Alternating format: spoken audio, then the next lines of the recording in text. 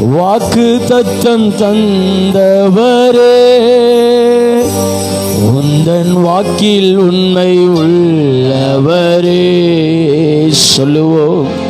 வாக்கு தத்தம் தந்தவரே, உந்தன் வாக்கில் உண்மை உள்ளவரே. யார் மறந்தாலும் நான் மறவேனே என்ற வாக்கெனக்கு அளித்தவரே. யார் மறந்தாலும் நான் மறவேனே என்ற வாக்கெனக்கு அளித்தவரே. நன்றி இயேசுவே. சொல்லுவோம். ஆமென், ஆமென், ஆமென், ஆமென். நன்றி இயேசுவே, என்னாலும் இயேசுவே.